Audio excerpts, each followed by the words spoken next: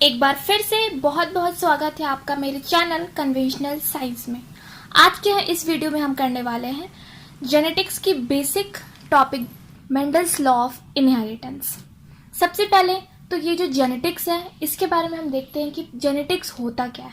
हम सबसे बेसिक से ही स्टार्ट करेंगे। तो जेनेटिक्स को जानने से पहले हम जानेंगे हेरिडिटी क्या होती है। The study of transmission of characters from parents to offspring.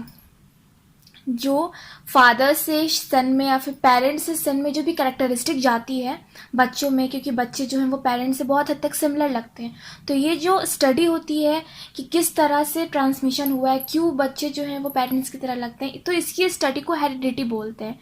And the branch of biology which deals with the study of heredity and variation, उसको हम जेनेटिक्स बोलते हैं। तो ये चीज़ तो आप समझ गए। अब जेनेटिक्स में इसके आगे आपको पढ़ने से पहले आपको एक टॉपिक है जो मैंने बाद में लिखी है, बट आई थिंक आपको वो पहले मुझे बतानी चाहिए। आपको है टर्मिनोलॉजी रिलेटेड टू मेंडलिज्म, नहीं रिलेटेड टू जेनेटिक्स। ट्रेट का मतलब क्या होता है? जेनेटिक्स में आप कहीं भी अगर ट्रेट देख रहे हो तो इसका मतलब है कैरेक्टर। ट्रेट एक कैरेक्टर को शो करता है। ट्रेट का मतलब कैरेक्टर लिखा रहता है और बहुत जगह कैरेक्टर के जगह पे आप ट्रेट दे सकते हो। तो आप सोचोगे ट्रेट क्या है, तो ट्रेट का मतलब कैरेक्टर, ठीक है। डोमिनेंट और रिसेसिव कैरेक्टर्स क्या होते हैं? तो वैसे कैरेक्टर जो अपने आप को F1 जनरेशन में शो करते हैं, एक्सप्रेस करते हैं, उनको हम बोलते हैं डोमिनेंट कैरेक्टर्स। तो आप यहाँ पे आप एक टर्म आया है F1 जनरेशन। सबसे पहले तो आप बोलोगे F1 जनरेशन क्या है, तो इसको हम बोलते हैं फिलियल वन जनरेशन। इसके बारे में ये क्या होता है ये हम एक एग्जाम्पल के थ्रू अभी देखेंगे। अभी आप बस इतना जान लो कि वो कैरेक्टर जो अपने आप को F1 जनरेशन में एक्सप्रेस करता है उसको हम बोलते हैं डोमिनेंट कैरेक्टर्स, और वो जो कि हिडन है, वो अपने आप को एक्सप्रेस नहीं कर पाता है F1 जनरेशन में, उसको हम बोलते हैं रिसेसिव कैरेक्टर्स, ठीक है। फिर आता है आपको एक term homozygous and heterozygous. And individual organism in which both the alleles or genes or factors of a character are similar is called homozygous। सबसे पहले तो यहाँ पे टर्म आ रहा है alleles और genes और factors। तो alleles उन जीन्स को बोलते हैं। जैसे एक टॉल है तो टॉल की जीन्स मतलब जैसे कि आप कंसिडर कर लोगे कि कैपिटल T, ठीक है। कोई भी कैरेक्टर को शो करने के लिए एक पेयर ऑफ जीन चाहिए होती है, क्योंकि एक जीन हमें फादर से मिलता है और दूसरा जीन हमें मदर से मिलता है। तो कोई भी कैरेक्टर, तो हमारे पास एक कैरेक्टर को शो करने के लिए दो जीन होती है, एक पेरेंटल साइड की और एक मैटरनल साइड की। तो वैसे पेयर ऑफ जीन्स जो आपस में, जिनमें अपोजिट कैरेक्टर जो शो करते हो, वैसे जीन्स जो आपस में अपोजिट कैरेक्टर शो करते हो, उनको हम बोलते हैं एलील्स। ये बस एक तरह के गैमेट को ही प्रोड्यूस करते हैं, जबकि वैसे इंडिविजुअल जिसमें बोथ एलील्स जो हैं वो डिसिमिलर होती है, उनको हम बोलते हैं हेटेरोजाइगस, और वो दो तरह के गैमेट्स को प्रोड्यूस करते हैं। यहाँ पे आप अभी थोड़ा कंफ्यूजन होगा इस चीज़ को समझने में, जो कि हम एग्जाम्पल के थ्रू समझेंगे। बस आप इतना ध्यान रखो कि जो होमोजाइगस होता है वो सिर्फ one type of gamete produce करता है, लेकिन जो हेटेरोजाइगस होता है वो two different types of gametes produce करता है। फिर आपको आता है मोनोहाइब्रिड क्रॉस। तो वैसा क्रॉस मतलब कि हम उनका आपस में इंटरब्रीडिंग करा रहे हैं। तो हम देखते हैं वैसे क्रॉस हम करवाते हैं जब हम कोई एक ही कैरेक्टर को कंसिडर करते हैं। मतलब हम देखते हैं कि एक टॉल प्लांट है और एक डॉर्फ प्लांट है, फिर उन दोनों का कैरेक्टर देखते हैं कि अगर इन दोनों को हम आपस में क्रॉस कराएंगे तो फिर हमें जो प्रोजेनी मिलेगा, जो हमें प्रोडक्ट मिलेगा, जो हमें न्यू प्लांट मिलेगा, वो टॉल होगा या डॉर्फ में होगा, ठीक है।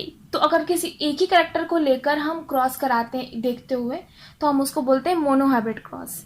उसके अलावा हम एक टॉल और डॉर्फ के अलावा अगर हम कोई दूसरा कैरेक्टर लेते हैं, जैसे कि रेड फ्लावर वाले प्लांट है और वाइट फ्लावर वाले प्लांट है, उन दोनों को अगर हम क्रॉस कराते हैं, मतलब वैसा क्रॉस जिसमें सिर्फ एक ही कैरेक्टर को हम कंसिडर कर रहे हैं, तो उसको हम बोलते हैं मोनोहाइब्रिड क्रॉस। सिमिलरली है डाईहाइब्रिड क्रॉस। डाईहाइब्रिड क्रॉस उनको बोलते हैं जिसमें हम दो कैरेक्टर शो करते हैं, मतलब एक प्लांट है जो कि टॉल भी है और वो उसके जो सीड्स हैं वो येलो कलर के हैं। दूसरा प्लांट ड्वार्फ है और उसके जो सीड्स हैं वो ग्रीन कलर के हैं। तो मतलब एक ही प्लांट में दो कैरेक्टर्स है और दूसरे प्लांट में भी दोनों अलग अलग कैरेक्टर्स है और उन दोनों का क्रॉस करा रहे हैं। मतलब हम एट ए टाइम दो कैरेक्टर्स को एक साथ कंसिडर कर रहे हैं, तो हम उसको बोलते हैं डाई हाइब्रिड क्रॉस। और यहाँ पे जो मैंने क्रॉसिंग कराई है अभी, उसको पहले समझाने से पहले हम एक बार फिर से पीछे चलते हैं, जहाँ पे हमने इंट्रो देखा था। उस इंट्रो में हमने जेनेटिक्स क्या होती है, हेरिडिटी क्या होती है, फिर फादर ऑफ जेनेटिक्स हम बोलते हैं जॉर्ज जे मेंडल को। इनको क्यों बोलते हैं? क्योंकि इनकी जो कंट्रीब्यूशन थी जेनेटिक्स के ओरिजिन के लिए वो बहुत बड़ी थी। क्यों? क्योंकि उन्होंने ईयर 1856 से लेके 1863 तक, ये बहुत इंपॉर्टेंट है, ये डेट भी कभी कभी पूछा जाता है ऑब्जेक्टिव एग्जाम्स में।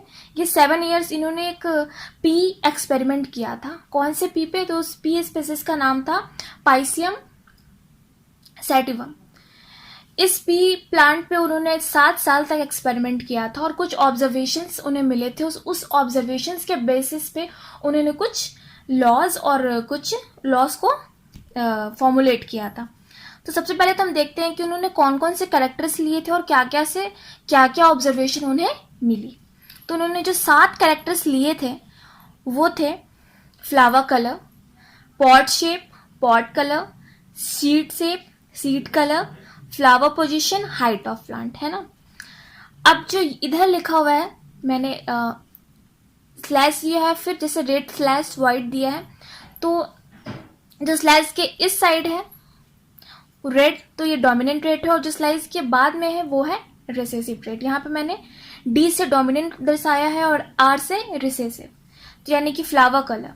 तो जो रेड है वो डोमिनेंट ट्रेट है और जो व्हाइट है वो रिसेसिव है। सिमिलरली पॉट शेप में इनफ्लैटेड डोमिनेंट है, कंस्ट्रिक्टेड रिसेसिव है। Pot colour green yellow, seed colour round wrinkled. वैसे ही आप समझते जाओ कि कौन डोमिनेंट है और कौन रिसेसिव है। जो बाद वाला है वो रिसेसिव है और जो पहले है वो डोमिनेंट है। Flower position, axial terminal, height of plant, tall draft, ठीक है। अब इन्होंने कैसे इसकी एक्सपेरिमेंट करवाई, कैसे उन्होंने एक्सपेरिमेंट कंडक्ट किया और किस बेसिस पे उन्होंने ऑब्जर्वेशन मिली और किस बेसिस पे उन्होंने लॉज फॉर्मुलेट किए हैं, वो हम देखते हैं। तो जैसे कि उन्होंने यहाँ पे 7 कैरेक्टर्स, हम एज ए एग्जाम्पल के तौर पे हम सिर्फ एक कैरेक्टर लेते हैं। जैसे टॉल का, एक टॉल प्लांट था और उसकी क्रॉस हुई ड्वार्फ से, है ना। तो टॉल के लिए अगर हम जीन लेते हैं तो हम लेते हैं T T, capital T capital T. Capital T हम शो करने के लिए बता रहे हैं कि ये डोमिनेंट ट्रेट है, ठीक है, ये डोमिनेंट है और ये रिसेसिव है। तो इसके लिए हम लेंगे स्मॉल टी और स्मॉल टी। अब जो है ये होमोजाइगस कंडीशन में, अभी हमने पढ़ा होमोजाइगस और हेट्रोजाइगस, है ना। हेट्रोजाइगस में जो है ऐसी कंडीशन होगी, एक डोमिनेंट रहेगा और एक रिसेसिव रहेगा, और होमोजाइगस में या तो दोनों स्मॉल रहेंगे या फिर दोनों कैपिटल रहेंगे। कैपिटल हमेशा डोमिनेंट को दर्शाता है और स्मॉल हमेशा रिसेसिव को दर्शाता है, और रिसेसिव अपने आप को फिलियल 1 जनरेशन में शो नहीं करते हैं, जो कि हम पहले देख चुके हैं, पर हमें उतना समझ में नहीं आया। उसी को हम एग्जाम्पल के तौर पे अभी समझेंगे कैसे। तो चूंकि ये होमोजाइगस, और हमने देखा था कि होमोजाइगस सिर्फ ओनली 1 टाइप ऑफ गैमेट का फॉर्मेशन करते हैं, तो ये टीटी है, तो ये गैमेट का फॉर्मेशन करेंगे, टी बनाएंगे।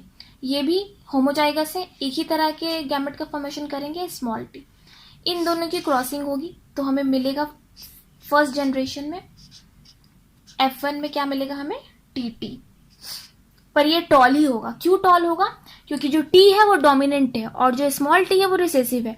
तो जो डोमिनेंट होता है वो अपने आप को F1 जनरेशन में एक्सप्रेस करता है, जो कि हमने अपनी डिफिनीशन पढ़ा, ये वाली डिफिनीशन जो हमने पढ़ी कि an individual organism in which both the characters which express themselves in F1 generation are called dominant characters, while the other characters which remain hidden in F1 generation are called recessive characters. तो यहाँ पे recessive आपको T है और dominant capital T है।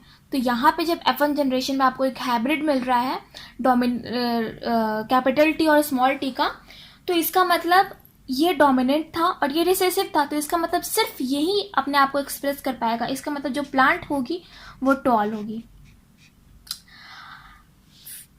तो हम जब एक्सपेरिमेंट कराया एक टॉल और ड्वार्फ प्लांट का, तो उसने देखा कि जो हमें F1 जनरेशन में मिला वो सिर्फ टॉल प्लांट ही मिला, उसमें से एक भी स्मॉल प्लांट डॉर्फ प्लांट नहीं मिला।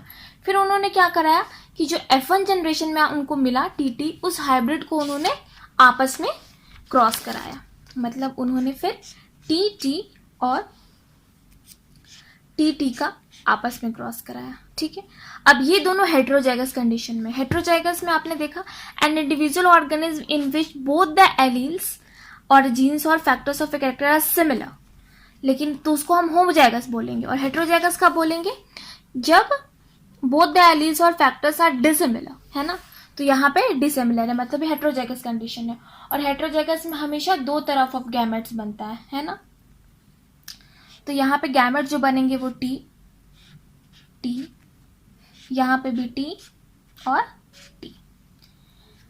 अब हम इसकी क्रॉसिंग कराएंगे। तो इसकी क्रॉसिंग अगर हम कराते हैं तो फिर बहुत ज़्यादा यहाँ पे मिक्स मैक्स हो जाएगा, आपको अच्छे से समझ में नहीं आएगा। तो उसके लिए ना मेंडल ने एक पूनेट स्क्वायर का डिस्कवर किया, जिसके थ्रू आप ये पता कर सकते हो कि जो F2 जनरेशन है, मतलब अभी तो हमने F1 जनरेशन तक देखा कि हमें एक हाइब्रिड मिला जब हमने पेरेंटल प्लांट को आपस में क्रॉस कराया, और जो भी F1 जनरेशन वाले प्रोजेनी है उनको हम आपस में क्रॉस कराएंगे तो जो हमें प्रोजेनी मिलते हैं वो F2 जनरेशन कहलाएंगे, है ना। तो F2 जनरेशन के प्लांट्स को पता करने के लिए हम क्या करते हैं, एक पूनेट स्क्वायर करते हैं ताकि हमें आसानी होता है क्रॉस कराने के लिए। कैसे, तो यहाँ पे अगर हम मेल गैमेट फीमेल गैमेट लेते हैं और यहाँ पे हम मेल गैमेट लेते हैं, ठीक है, एक टी। उसी तरह यहाँ पे फीमेल का भी एक capital T small T. Capital T और कैपिटल टी मिलके क्या बनाएंगे, T. Capital T small T, capital T and small T, फिर स्मॉल टी और कैपिटल टी, और फिर स्मॉल टी और स्मॉल टी। ये आपको 4 तरह के आपको यहाँ पे मिल रहे हैं। तो कैपिटल टी और कैपिटल टी दोनों डोमिनेंट है। प्लांट्स कैसे होंगे, टॉल होंगे इस केस में। Capital T small T heterozygous condition है, बट कैपिटल टी है स्मॉल टी, और सिर्फ कैपिटल टी अपने आप को क्योंकि वो डोमिनेंट है तो सिर्फ वही अपने आप को एक्सप्रेस कर पाता है। जब भी कैपिटल टी हो और इसके साथ में स्मॉल टी हो तो जो कैपिटल टी का कैरेक्टर है बस वही शो होता है, क्योंकि जो स्मॉल टी है वो कैपिटल टी के पीछे ही रह जाता है, वो उसमें हिडन हो जाता है, वो अपने कैरेक्टर को शो नहीं कर पाता है और वो दब जाता है। ठीक है, यहाँ पे भी वैसे ही। तो यहाँ पे आपको ये भी टॉल मिला, ये भी टॉल मिला, वही केस यहाँ पे भी है। स्मॉल टी कैपिटल सी खुद को एक्सप्रेस करेगा और प्लांट हमें कैपिटल मिलेगा। स्मॉल टी यहाँ पे दोनों रिसेसिव है। रिसेसिव सिर्फ हमें तभी मिलते हैं जब जो दोनों फैक्टर्स हैं वो सिमिलर हो और दोनों के दोनों रिसेसिव हो, मतलब दोनों के दोनों स्मॉल हो। तो जब यहाँ पे दोनों स्मॉल है तो उस केस में हमें यहाँ पे रिसेसिव मिलेगा, यानी कि हमें ड्वार्फ प्लांट मिलेगा। ठीक, और 3 हमें टॉल प्लांट मिलेंगे और 1 हमें ड्वार्फ मिलेगा। तो यहाँ पे जो फिनोटाइपिक रेशियो होगी, अब आप सोचोगे कि फिनोटाइपिक क्या होती है।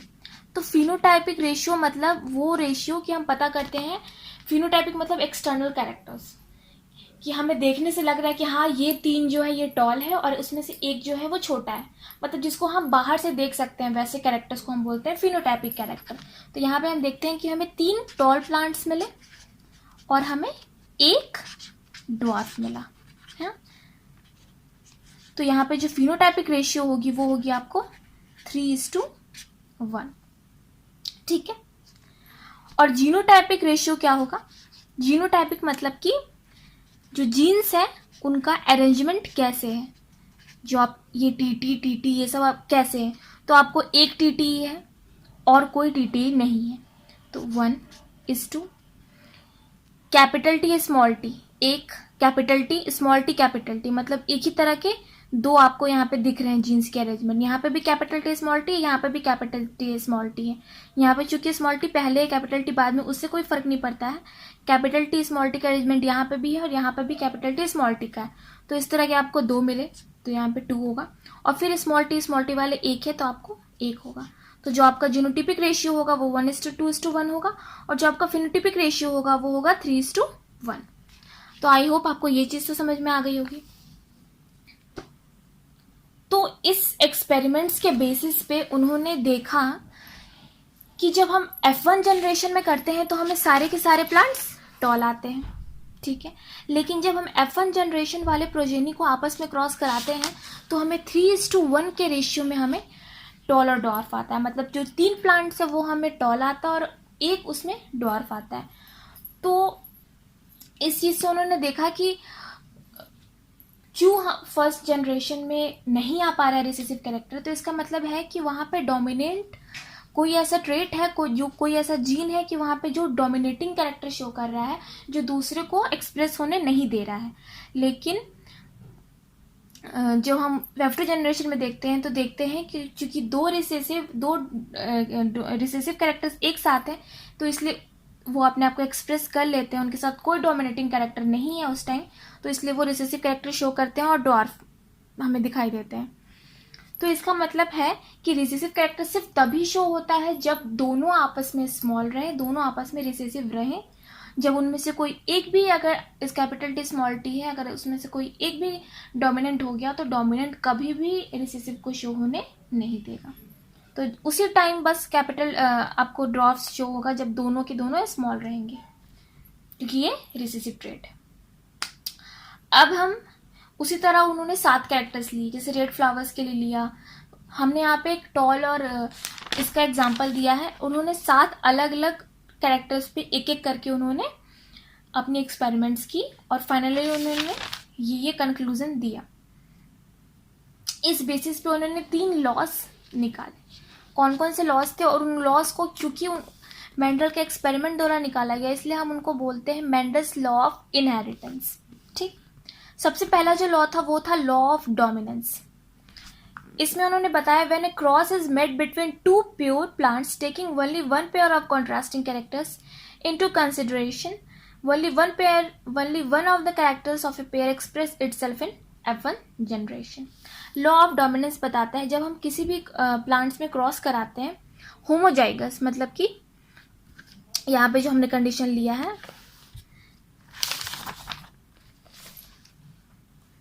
Small capital T small tall और डॉर्फ, एक ही कैरेक्टर्स। यहाँ पे हमने कौन सी कैरेक्टर को कंसिडर किया है, हाइट, है ना, ये हमारा कैरेक्टर है। तो होमोजाइगस प्योर मतलब होमोजाइगस, और होमोजाइगस का मतलब जब दोनों एलील सिमिलर हो। ठीक, when A cross made between 2 homozygous plant, तो only 1 pair of contrasting characters into consideration, यहाँ पे हाइट को जैसे हमने कंसिडर किया है, और टॉल और डॉर्फ, प्योर टॉल और डॉर्फ प्लांट्स को आपस में क्रॉस कराया है, तो हम देखते हैं कि only one of the characters of a pair express itself in F1 generation. तो जो F1 जनरेशन में उसमें हमें सिर्फ टॉल शो होता है। क्यों टॉल शो होता है, क्योंकि जो हमें जीनोटाइप मिला है वो यहाँ पे टी और कैपिटल टी स्मॉल टी का मिला है, और चूंकि कैपिटल टी डोमिनेंट है इसलिए वो एक्सप्रेस होने नहीं देगा स्मॉल टी को, और खुद एक्सप्रेस होता है F1 जनरेशन में, इसलिए हमें ये जो प्लांट दिखा वो हमें टॉल मिला। तो ये थी आपकी लॉ ऑफ डोमिनेंस। दूसरा था law of segregation. Law of segregation में क्या था, when a pair of contrasting characters remain together in F1 hybrid then both live together without contaminating with each other and get segregated completely during the gamete formation. यहाँ पे हम देखते हैं T, ठीक है, लेकिन हम यहाँ पे देखते हैं कि चूंकि ये हेट्रोजाइगस थे तो ये आपस में इनके जो गैमेट्स बने वो 2 तरह के गैमेट्स बने। ये जो जीनोटाइप है इसमें कैपिटल टी भी है और स्मॉल टी भी है, कैपिटल टी भी है स्मॉल टी भी है। लेकिन जब हम इनकी क्रॉसिंग कराए तो क्रॉसिंग कराने से पहले जब हमारा गैमेट फॉर्मेशन हुआ तो उसमें हम देखते हैं कि जो दोनों जीन्स है वो आपस में इंडिपेंडेंटली एक दूसरे से अलग अलग हो जाते हैं। ये नहीं है कि ये जो सेग्रीगेट हो रहा है वो इसको इफेक्ट कर रहा है, ये इसको इफेक्ट कर रहा है। अब ये दोनों आपस में साथ साथ नहीं है। अब ये चाहे तो इससे क्रॉस कर सकता है, ये चाहे तो इससे क्रॉस कर सकता है। तो इनका कहने का मतलब है कि दोनों आपस में इंडिपेंडेंटली सेग्रीगेट करते हैं एक दूसरे को बिना इफेक्ट किए। ठीक है, तो ये दोनों जो उन्होंने आपको निकाला लॉज, ये था मोनोहाइब्रिड क्रॉस से रिलेटेड। लेकिन मेंडल ने सिर्फ मोनोहाइब्रिड क्रॉसिंग नहीं की, उन्होंने एक डाई हाइब्रिड भी क्रॉसिंग की। जब हम एक साथ दो कैरेक्टर को कंसिडर करते हैं तो हम उसको बोलते हैं डाई हाइब्रिड क्रॉस, जैसे कि मैंने आपको भी बताया। तो जो लॉ ऑफ डोमिनेंस है और लॉ ऑफ सेग्रीगेशन है, लॉ ऑफ सेग्रीगेशन को हम लॉ ऑफ प्योरिटी भी बोलते हैं, लॉ ऑफ प्योरिटी भी बोलते हैं ना। लेकिन जो लॉ ऑफ इंडिपेंडेंट असॉर्टमेंट है, ये आपको है किस बेसिस पे उन्होंने निकाला। तो पहले जब उन्होंने डाई हाइब्रिड क्रॉसिंग कराई तो उसमें जो उनको ऑब्जर्वेशन मिला उसके बेसिस पे उन्होंने लॉ ऑफ इंडिपेंडेंट असॉर्टमेंट निकाला। तो लॉ ऑफ इंडिपेंडेंट असॉर्टमेंट पढ़ने से पहले हमें देखना पड़ेगा कि डाई हाइब्रिड क्रॉसिंग कैसे हुई है। तो यहाँ पे डाई हाइब्रिड क्रॉसिंग में उन्होंने कौन कौन से एग्जाम्पल्स लिए हैं, जैसे कि मैंने आपको बताया कि हम दो कैरेक्टर्स को एक साथ कंसिडर करते हैं। जैसे कि एग्जाम्पल में एक प्लांट है जो कि टॉल भी है और रेड भी है, उसका फूल रेड भी है, और दूसरा प्लांट है जो ड्वार्फ है और उसका जो क्या कहते हैं, उसका जो कलर है फ्लावर का वो वाइट है। उसी तरह की एग्जाम्पल है, एक प्लांट है जिसकी जो सीड है वो राउंड भी है और येलो कलर की है, और जो दूसरी शेड है दूसरे प्लांट की शेड वो रिंकल्ड है और ग्रीन कलर की है। तो हम यहाँ पे एक साथ दो प्लांट्स के दो अलग अलग कैरेक्टर्स को देख रहे हैं और उनके बीच में क्रॉसिंग करा के देख रहे हैं कि जो हमें प्रोजेनी मिलेगा वो किस तरह का कैरेक्टर शो करेगा। तो उस तरह के केस को हम बोलते हैं मोनोहाइब्रिड क्रॉसिंग। यहाँ पे क्रॉसिंग दिखाई गई है राउंड येलो, जो हमारा राउंड येलो ट्रेट है वो हम उसको कंसिडर कर रहे हैं डोमिनेंट, और रिंकल्ड ग्रीन को हम बोल रहे हैं रिसेसिव। तो यहाँ पे जो राउंड येलो है, तो चूंकि ये डोमिनेंट है तो इसको हम कैपिटल आर से रिप्रेजेंट करेंगे और येलो को कैपिटल वाई से। सिमिलरली क्योंकि वो रिसेसिव है तो उसको हमने स्मॉल से किया है। फिर इनकी जो गैमेट बनेगी, तो यहाँ पे दो अलग अलग कैरेक्टर्स हैं, तो आपको देखोगे ये दोनों आपस में है हो जाएगा से ये। अगर हम मोनोहाइब्रिड क्रॉस रहता तो यहाँ पर तो या तो सिर्फ आर रहता या फिर वाई रहता। क्योंकि यहाँ पे एक साथ दो हैं तो ये जो आर का है इनका एक बनेगा और ये वाई का एक बनेगा। इस तरह से गैमेट फॉर्मेशन हुआ। सिमिलरली यहाँ पे आपको स्मॉल आर स्मॉल वाई मिला, इनकी आपस में क्रॉसिंग हुई तो आपको क्या मिला, capital R capital Y small Y. यहाँ पे राउंड येलो ही बनेगा क्योंकि यहाँ पे आपको कैपिटल आर भी है और यहाँ पे कैपिटल वाई भी है। तो ये दोनों चूंकि डोमिनेटिंग है इसलिए स्मॉल आर और स्मॉल वाई को एक्सप्रेस होने नहीं देगा। तो हमें F1 जनरेशन में क्या मिलेगा, सारे के सारे राउंड येलो मिलेंगे। लेकिन जब ये आपस में क्रॉस होंगे, आपस में सेल्फ पॉलिनेटिंग इनकी कराएंगे, तो हम देखते हैं कि हमें इतने आपको प्रोजेनी मिल रहे हैं और किस तरह के प्रोजेनी मिल रहे हैं आपको, तो वो हम देखेंगे। हमने यहाँ पे पुनेट स्क्वायर बनाया। पहले तो हम देखेंगे कि गैमेट्स कौन कौन से बन रहे हैं। तो गैमेट्स यहाँ पे आपको बन रहे हैं R capital R small Y, capital R capital Y, small R capital Y, capital R small Y और स्मॉल आर स्मॉल वाई। इन दोनों से इनसे आपको देखने से क्या लग रहा है कि इसमें कितने तरह ऑफ गैमेट्स बन सकते हैं। ठीक, ये भी आपस में हेट्रोजाइगस है और ये भी आपस में हेट्रोजाइगस है। हेट्रोजाइगस जो है वो दो तरह का, एक जो हेट्रोजाइगस है, जैसे कि यहाँ पे आपने जो मैंने आपको बताया कि टीटी हेट्रोजाइगस है, तो हेट्रोजाइगस हमेशा दो तरह के गैमेट्स फॉर्म करते हैं। यहाँ पे डाई हाइब्रिड है, लेकिन यहाँ पे आप अगर अलग अलग करके देखते हो तो ये आर है, ये रेड राउंड के लिए, और वाई जो है वो कलर के लिए, येलो के लिए। ठीक है, तो यहाँ पे जो आर है ये भी हेट्रोजाइगस है, राउंड के लिए भी जो हमने लिया है वो भी हेट्रोजाइगस है, और यहाँ पे जो कैपिटल आर स्मॉल वाई है वो भी हेट्रोजाइगस है। तो ये भी दो गैमेट्स प्रोड्यूस करेगा और ये भी दो गैमेट्स प्रोड्यूस करेगा, तो टोटल 4 गैमेट्स हो गए। तो जो फीमेल प्लांट है उनके पास भी 4 गैमेट्स, उसी तरह जो मेल प्लांट्स हैं उनके पास भी 4 गैमेट्स। अब इन दोनों प्लांट्स की आपस में क्रॉसिंग होगी तो फिर हमें इतने टोटल 16 प्रोजेनी मिलेंगे। उनकी फोनोटाइपिक रेशियो और जीनोटाइपिक रेशियो में निकालनी है, जो कि हम देखेंगे अपने नेक्स्ट वीडियो में। आपको इस वीडियो से कोई भी डाउट हो तो आप कमेंट बॉक्स में पूछ सकते हैं। Thank you so much for watching my video so patiently. If you found it useful then please like, share and subscribe. Thank you so much.